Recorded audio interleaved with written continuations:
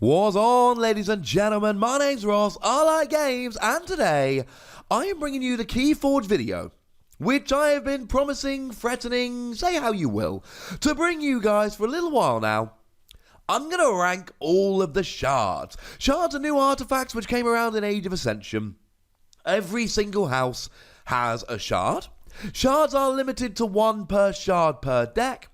And if you want to get one shard in each of your decks, each of your houses in your deck I should say, you are looking at a roughly 1% chance. And all of them have an action whereby you do something however many times you have shards. If you're lucky and you've got a shard for each of your houses and they're all on the field, you get to do it 3 times at once. But they all do different things, so let's rank them starting in at number 7, Shard of Hate. Now look, you guys know I'm a Mars fan at this stage. I have made no secret of this. Shard of Hate is brilliant. I love it.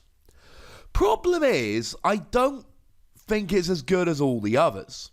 Because what you do is you stun an enemy creature for each friendly shard. So in theory, if you've got 3 shards out, you can stun 3 creatures. The problem is, there's plenty of other ways to stun creatures in Age of Ascension.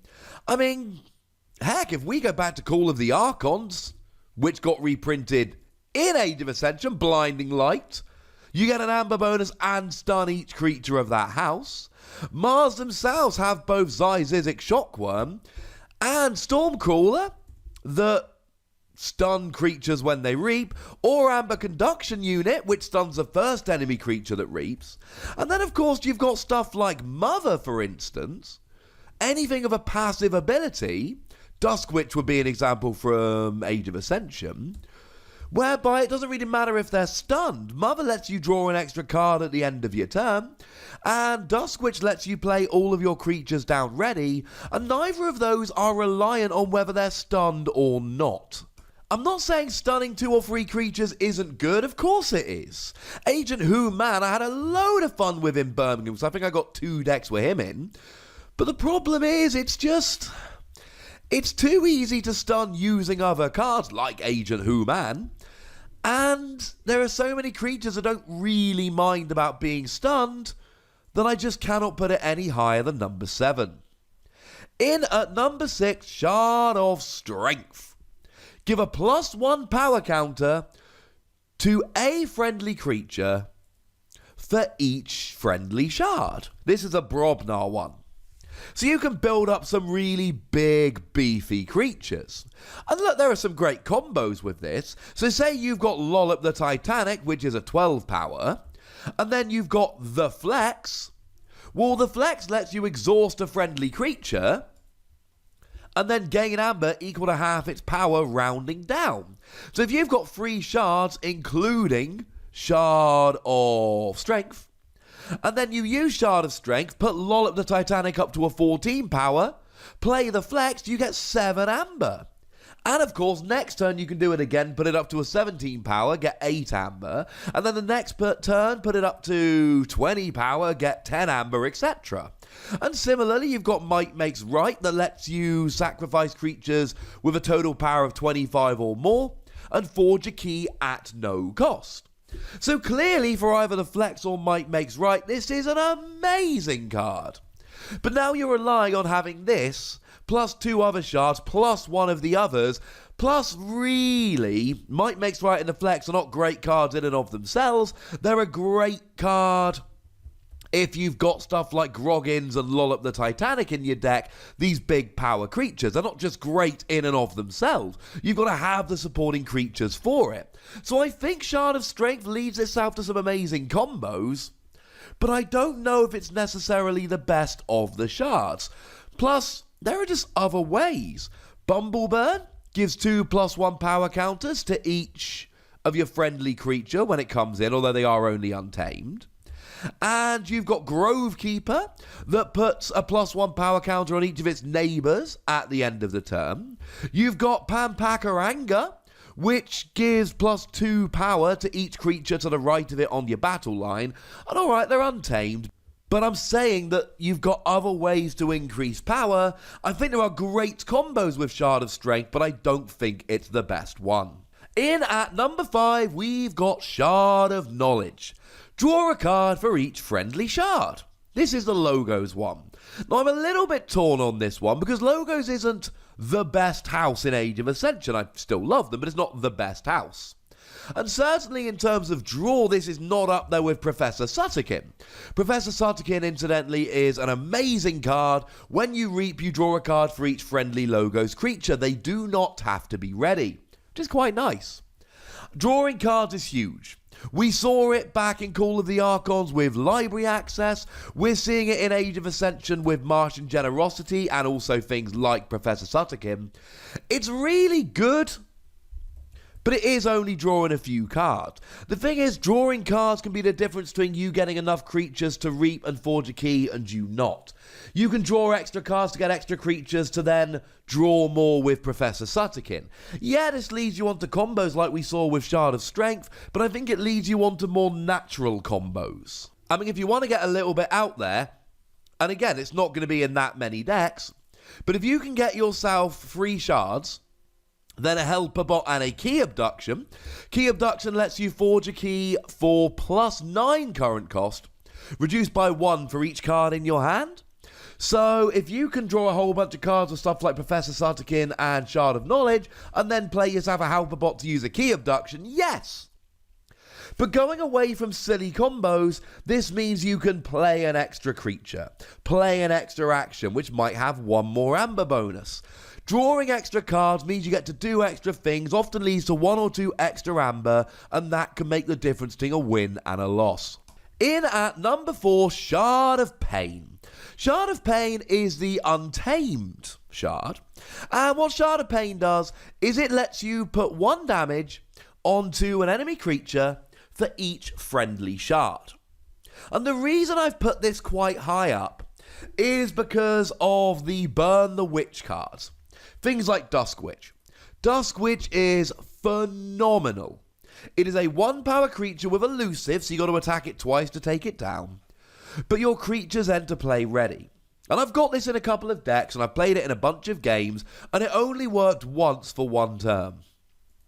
But on that 1 turn, I played down 3 creatures and reaped all of them to get myself 3 Amber. And then they were still ready for the next turn. It's a phenomenal card, and the second it hits the field, you need to get rid of it. Well, that, ladies and gentlemen, is where something like Shard of Pain comes down. It lets you just get rid of it and go. And look, there are other ways to do cheeky damage. Certainly, if you go over into Shadows, you've got Whistling Darts. Or indeed, Throwing Stars. Or indeed, Sucker Punch. And Mars have got cards that can do this. You've got Mother Gun. You've got Mothership Support. But Mothership Support is each friendly ready Mars creature.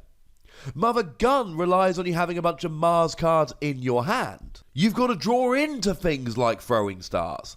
What is great about Shard of Pain is it is just sitting there ready to be used. You don't have to draw into it or get some fancy combo going on.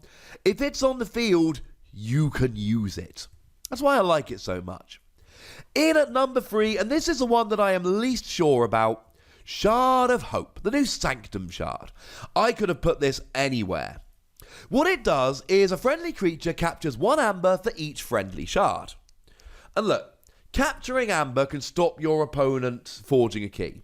We've seen so far with cards like Vault Keeper, or the Vault Keeper if you want to be pedantic, and Sir Marrows, and Obeyed the Grim, that there is so much capturing in Sanctum, which means it really had to be this, didn't it? But the thing is, capturing is a short-term solution. Captured Amber goes back to your opponent when the creature is taken out. So if your opponent plays something like an Unlocked Gateway, or maybe even something like a Free Fates for more powerful creatures, or they've just got a whole bunch of cheeky damage, or they just attack you, then the creatures that capture the Amber go down, and your opponent gets all of their Amber back. And as much as I love capturing Amber, and I do, and as much as I love that it can stop your opponent forging, and it can, it is sometimes a short-term solution that your opponent can get around. Capturing Amber against decks that don't have good board wiping cards is over-the-top phenomenal and will win you games. And incidentally, nowadays when we've got Sanctum that are this good at capturing Amber in Age of Ascension, if your deck doesn't have good board wiping options, you do need to consider leaving it at home when you go to an Archon Vault Tour. That's where you get to take whichever deck you like. But against decks with good board wiping options, it just doesn't do a huge amount. And that's why I'm so reticent to put it at number 3, why I hesitate so much on its ranking, because I really don't know. It could go almost anywhere. But I believe the top 2 are the top 2. In at number 2, Shard of Life. The Untamed Shard, and honestly one of the best ones thematically. Shuffle a card from your discard pile into your deck for each friendly shard.